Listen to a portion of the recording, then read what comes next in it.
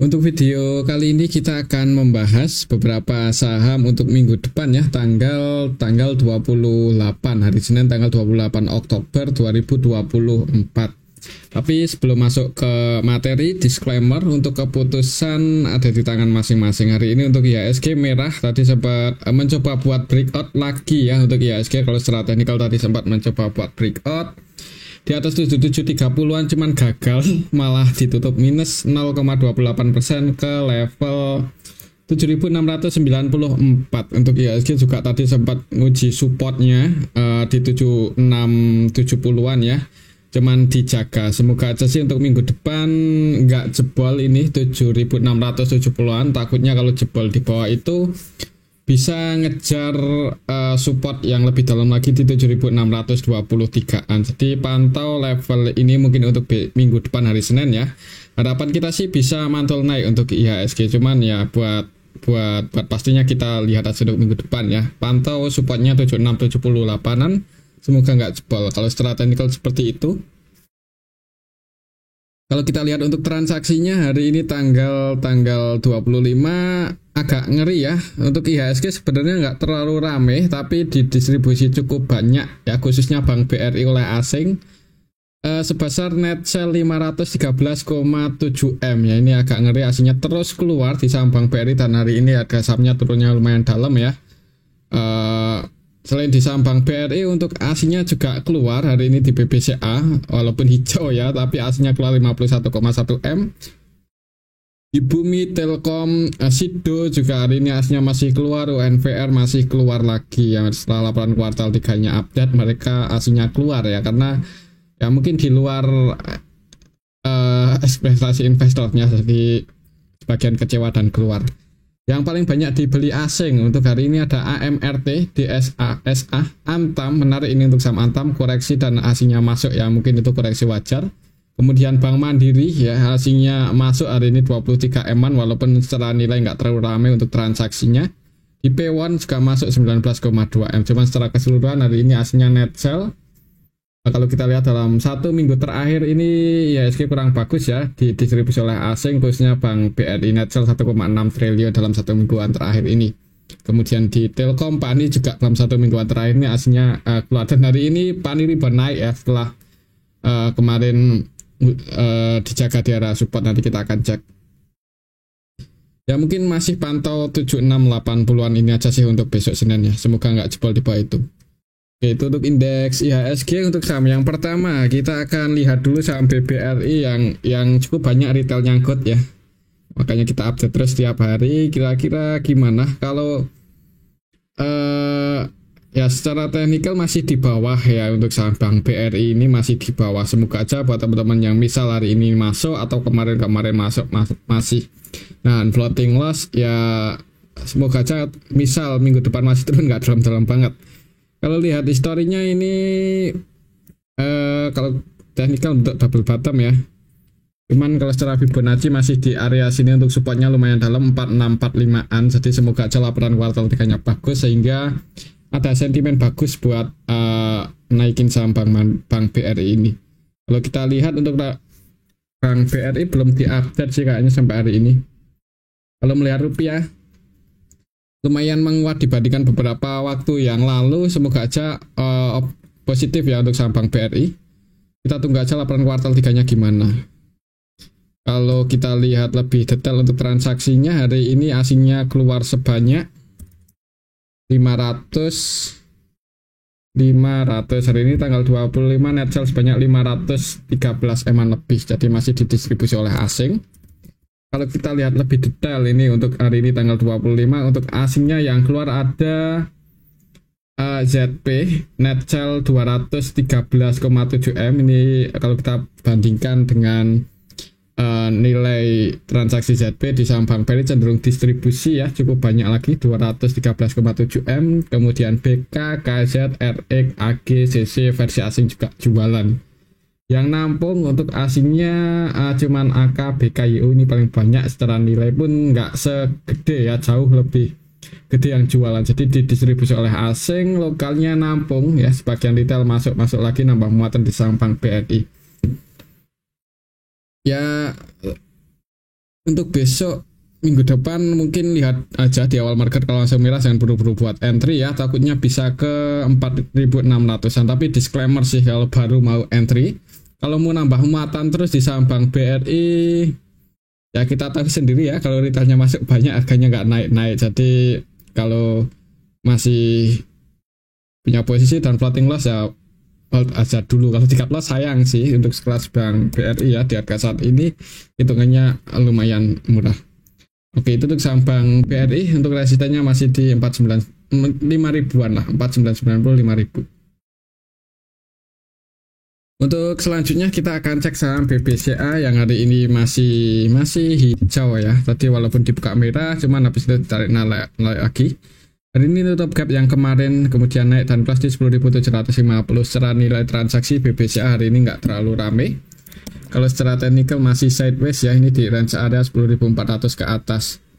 Kalau kita lihat untuk transaksinya, Bank BCA hari ini asingnya keluar sebanyak 50-an M aja.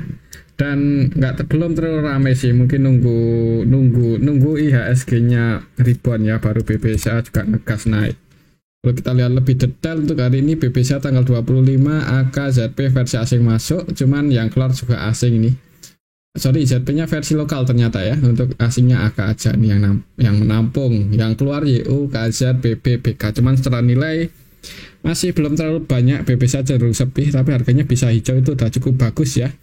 Semoga saja untuk minggu depan IHSG bisa rebound naik dan BBCA ada potensi buat breakout di atas 10.950, mulai ngejar 11.400an. Mungkin nilainya seperti itu. Kalau trennya sih kemungkinan masih bullish ya. Melihat BBCA udah lumayan tinggi, Bank Mandiri juga udah mau ATH, Bank BNI juga beberapa hari terakhir ini cenderung diakumulasi asing ya. Bank BNI, BBRI aja itu yang masih di bawah ya, mungkin cukup banyak retail ya, jadi buat naikin agak berat mungkin. Kalau kita lihat di sini untuk BBCA ya, kita cek dari awal minggu ini untuk asingnya masih masuk sih untuk saham BBCA. Yang masuk, yang keluar itu didominasi asing ternyata. Ini BK, ZPAK versi asing masuk, yang keluar juga asing, REK, ZCU ya, jadi didominasi asing. Ya kemungkinan skenario masih seperti tadi ya, sideways dulu seperti ini. Nanti kalau ya IHSG mulai rebound ya ada potensi breakout untuk BBCA dan ngejar 11.400an. Oke, mungkin seperti itu ya untuk saham Bank BCA. Kembali lagi disclaimer, keputusan ada di tangan masing-masing. Selanjutnya kita akan cek saham Bank Mandiri. Bank Mandiri hari ini juga naik, ditutup surplus 1% lebih, mendekati area resistennya kelas di 7.050. Nah, untuk laporan kuartal 3-nya untuk saham Bank Mandiri apakah sudah diupdate? Biasanya sih positif ya. Ini kalau kita lihat historinya positif terus ini untuk saham Bank Mandiri ya. Kita lihat aja nanti laporan kuartal 3, semoga aja masih bertumbuh ya untuk pendapatannya dan ada potensi buat ngegas breakout usual BBCA ATH ya, kita tunggu aja.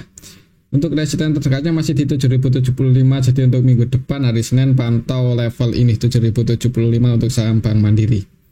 Kalau kita lihat lebih detail transaksinya hari ini asingnya masuk, cuman belum terlalu banyak ya untuk saham Bank Mandiri. Netbase banyak 23M aja, dan kalau kita perhatikan nilai transaksinya nggak terlalu ramai 240-an M, jadi masih wait and see untuk para pemain besarnya untuk saham Bank Mandiri. Nunggu laporan kuartal 3-nya gimana, mungkin seperti itu. Kalau kita lihat lebih detail hari ini tanggal 25 Oktober untuk saham Bank Mandiri. Untuk aslinya yang keluar RX, TP, dan yang masuk yang akumulasi KZ. Untuk lokalnya sendiri net sell ya, ada yang distribusi yaitu CC versi lokal. Kalau lihat transaksinya mungkin untuk besok Senin kalau masih sepi ya sideways, cuman kalau laporan kuartal 2-3-nya udah update, semoga aja itu bisa bikin lebih volatile lagi, dan kalau positif potensi buat breakout di atas 7.075 ngejar 7.500an ya. Oke, mungkin seperti itu untuk saham Bank Mandiri ya. Kembali lagi disclaimer. Untuk selanjutnya ini kita akan cek saham BBNI yang cenderung diakumulasi asing sih kalau kita ikuti ya, walaupun nggak langsung masuk banyak banget, cuman cenderung masuk ini untuk asingnya di saham Bank BNI. Harganya hari ini juga masih surplus tapi di sini-sini aja.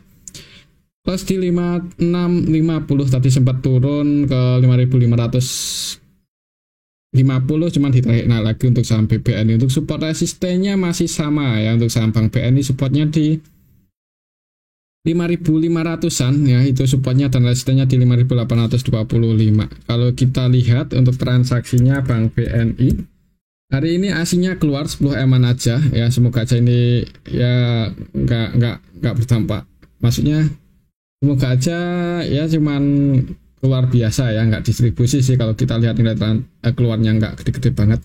Kalau kita lihat dalam 1 mingguan terakhir untuk aslinya cenderung masuk udah net P 300-an M di saham Bank BNI. Kalau kita lihat dari awal bulan udah net P 500-an M ya. Kalau kita lihat dari bulan lalu coba untuk saham BBNI itu udah net P 1,8 triliun. Jadi cenderung masuk ya, dikit-dikit tapi masuk ini untuk aslinya di saham BBNI. Mungkin bisa dipantau aja. Kalau mau entry juga disclaimer sih. Kalau kita lihat transaksinya hari ini tanggal 25 ada RX ya yang masuk 43M. Jadi kalau kita perhatikan RX cenderung akumulasi. Tapi ada yang jualan cukup banyak yaitu ZP 44,8M. Jadi hari ini net sell. Untuk transaksinya didominasi asing ya. Sebagian retail keluar sih hari ini di saham BBNI. Jadi semoga aja untuk besok minggu depan Bank BNI bisa nguji resistennya di 5825-an. Kita tunggu aja laporan kuartal 3-nya, semoga aja bagus ya untuk saham BO. Udah update ya, dan positif sih dibandingkan kuartal 2 lebih bagus secara pendapatan, dibandingkan kuartal 3 tahun kemarin juga bagus. Jadi ya mungkin nunggu IHSG-nya rebound ya, baru IHS untuk Bank BNI juga bisa ngegas. Kita tunggu aja. Kemungkinan trennya bullish sih ini untuk saham BBNI, jadi buat breakout di atas 5.800-an kalau menurut saya sih masih cukup gede ya. Mudah-mudahan aja dalam waktu dekat bisa breakout dan mulai ngejar 6.250. Mungkin seperti itu untuk saham Bank BNI. Oke, itu untuk saham BBNI. Kalau kita lihat valuasinya di harga saat ini PBV-nya 1,3 kali, dividen yieldnya 4%, PER-nya 9 kali, nggak mahal-mahal banget. ROE-nya 13, kita bandingkan dengan BBRI yang harganya masih di bawah. Kalau BBRI dividen yield-nya lebih gede di BBRI, cuman PER-nya lebih kecil di Bank BNI ya. Yieldnya lebih gede di sini. Untuk ROE-nya juga lebih gede di sini sih. Jadi ya hampir mirip-mirip sih. Jadi terserah mau masuk di BBR Bank BNI atau Bank BRI ya. Cuman kalau untuk saham BBRI masih nunggu itu laporan kuartal 3-nya gimana. Dengan dividen yield 6% kayaknya beranilah di hold, misal masih turun ya untuk saham BBRI, tapi kembali ke disclaimer. Oke, itu untuk saham Bank BNI. Kemungkinan untuk minggu depan kalau menurut saya sih ada potensi naik ya, nguji 5.800-an. Kita tunggu aja. Untuk selanjutnya kita akan cek saham PANI yang hari ini mantul naik ya, setelah kemarin turun ke arah support, ini langsung hijau padahal ditampung asing loh kemarin itu. Kalau kita lihat hari ini gimana, apakah retailnya masih masuk di saham PANI tanggal 25 yang masuk. Aslinya sendiri hari ini di saham PANI gimana ini tanggal 25 Oktober ya. Net sell loh, untuk aslinya masih keluar 25M. Kalau kita perhatikan BK akannya keluar lagi di saham PANI, dan untuk lokalnya sendiri yang keluar KZRS. Kalau kita lihat retailnya nggak banyak ini sih, nggak banyak tampil ya hari ini di saham PANI. Buat NC mungkin XL ini scalpingan ya, masih net P 300-an juta, XC net sell 128 juta, MG-nya scalpingan. Market maker utamanya YPCC, keduanya net sell sih. Ya kalau mau entry untuk trading aja di harga atas ini ya, itu lebih aman. Trennya masih bullish, cuman valuasinya ya masih mahal. Jadi kalau mau masuk untuk trading, awalnya ambil ketika dekat area support ya, seperti kemarin dekat 14.000-an itu baru ambil. Kalau di 14.900-an agak nanggung sebenarnya ya, tapi disclaimer. Untuk supportnya ya masih di 14.000-an ini, dan resistennya di 16.300. Kalau lihat transaksi hari ini sebenarnya nggak terlalu bagus ya untuk saham PANI, walaupun ada LG yang nampung 24M-an, cuman aslinya net sell, jadi agak rawan kalau tiba-tiba besok koreksi turun. Hati-hati aja, supportnya lumayan dalam 14.000.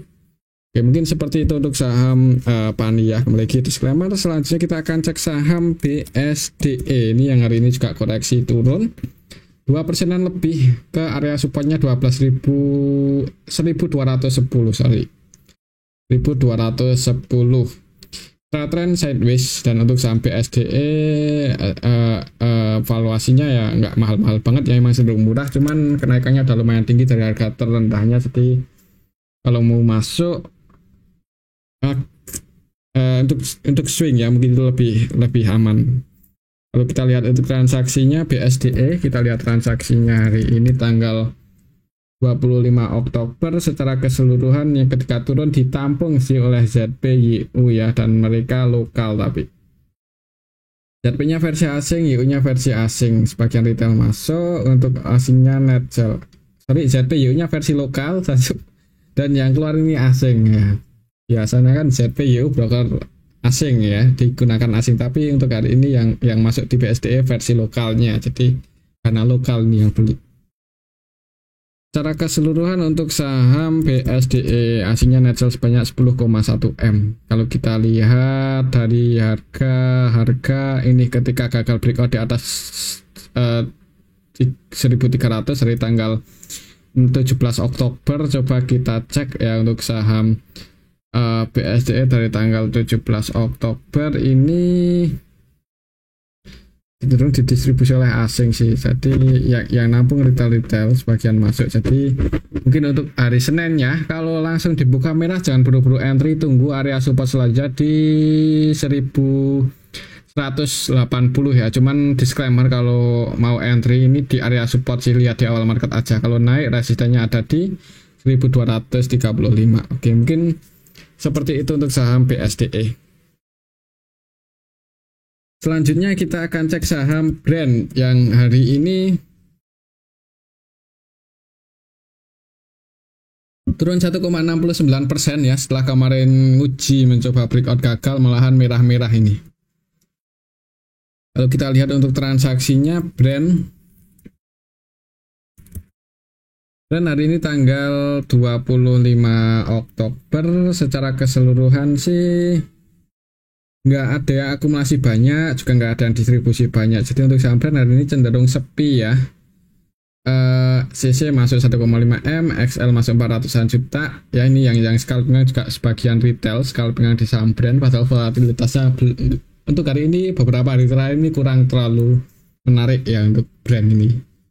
Kalau kita lihat dari awal minggu ini yang nggak ada yang akumulasi banyak sih. Waktu itu yang masuk banyak itu apa ya, RX ya, dan RX-nya sampai hari ini belum keluar sih. Untuk hari ini tanggal 25 untuk RX-nya